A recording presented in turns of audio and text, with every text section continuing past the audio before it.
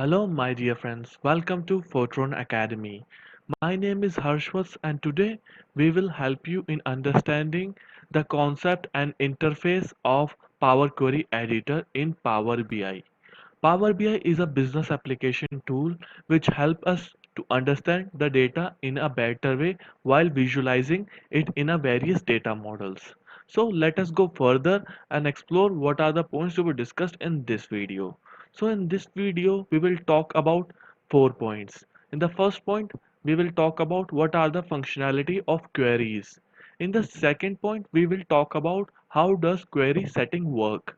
In the third point we will see how many ribbons are available in Power Query Editor. And in the fourth point, we will talk about which language does the Power Query Editor works on. So these are the points we will talk about and will help you in understanding the interface of Power Query Editor. Now let's go to the Power BI desktop and talk about it. So we are in Power BI desktop into the data model interface. You could see the visualization that you have done using your data.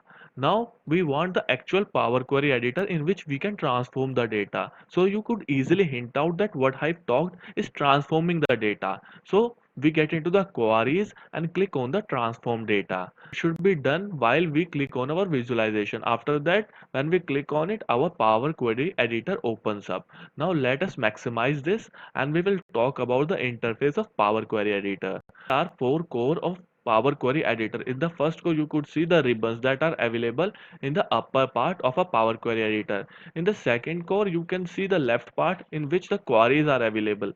In the third part, you can see the data that is visualized in a table form. Fourth core, you can see the query settings in which you can see the properties and applied steps.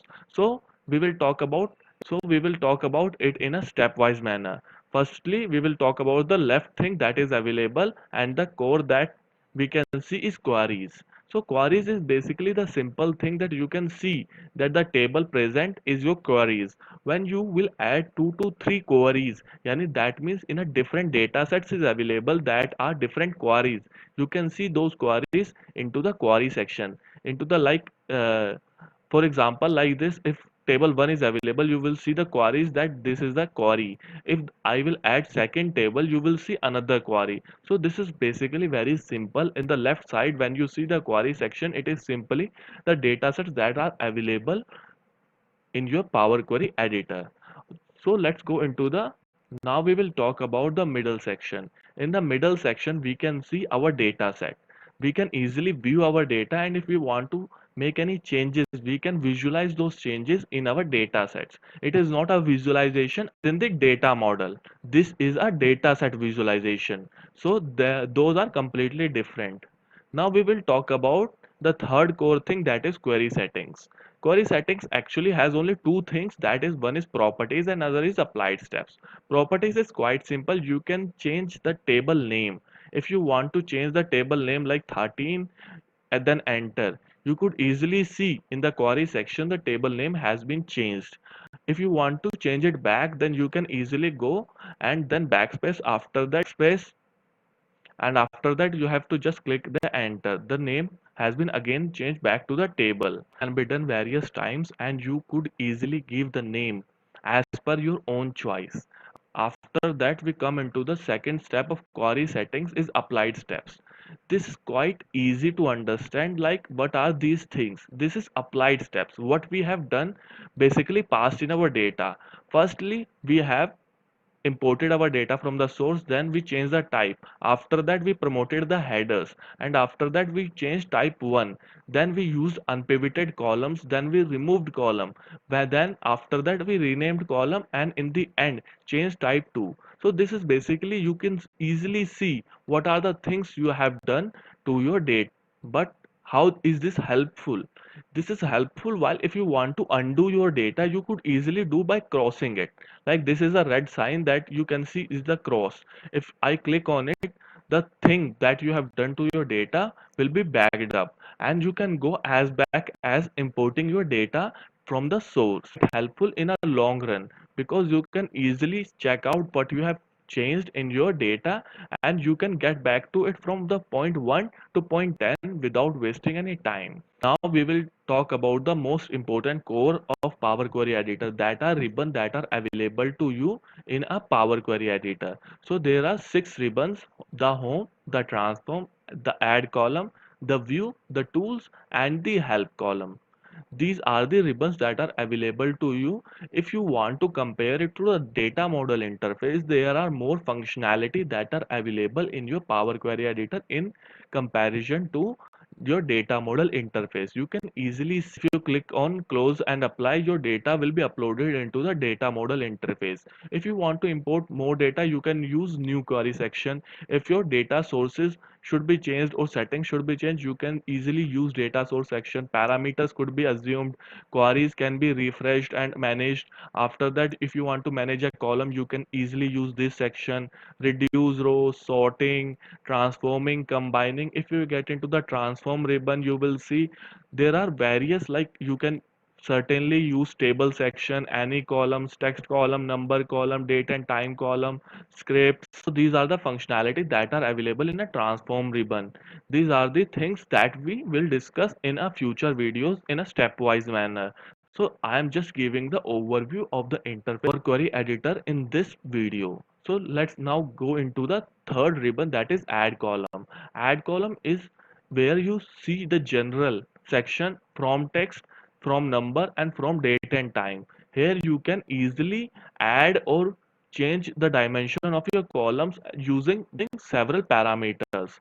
So as I talked about in the transform section, we will talk about the add column ribbon and use it every particular function in the future videos. This is just a brief video how the interface of Power Query Editor works. Now get into the fourth ribbon, that is the view. In the view, you can see the layout, data preview, columns, parameter, advanced, or dependency. These is the quite common things that we should easily understand. And in the fifth ribbon, you will see the tools that has only 3 things. One is diagnose steps, others is start diagnosing and stop diagnosing. We will talk about in the future videos how this particular function work. And in the last, is the last not the least ribbon of the Power Query Editor, the help, which is one of the most useful tool if you are new to Power Query Editor. And if you are not also new, you can easily use it if you are a developer also, because Power BI for developer is available option in the help section only. You can easily submit an idea, community galleries. These are the things that will help you understand the Power Query Editor in a better way. Till now, I have answered the 3 questions which I have raised in starting of my video. Now the fourth question that I asked in the earlier part is, which language does the Power Query Editor works on? So the Power Query Editor works on M language. Now you want to see how those language work, you can get into the view section.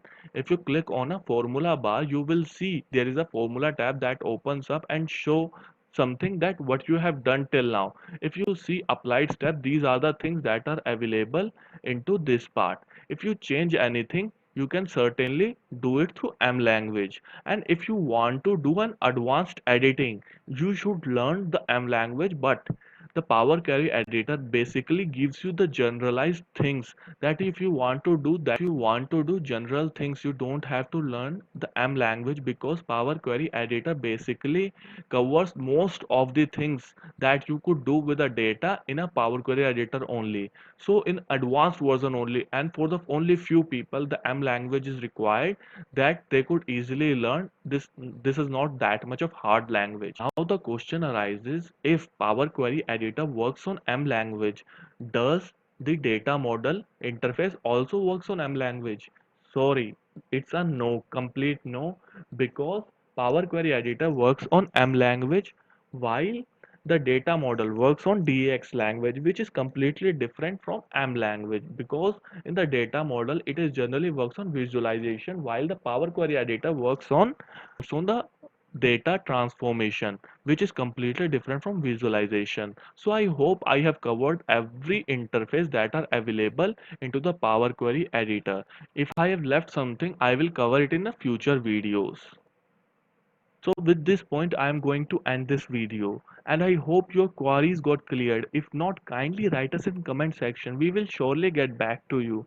And if this video helped you in any way, kindly drop us a like and don't forget to subscribe our channel for future amazing videos. Till then, have an amazing and good day.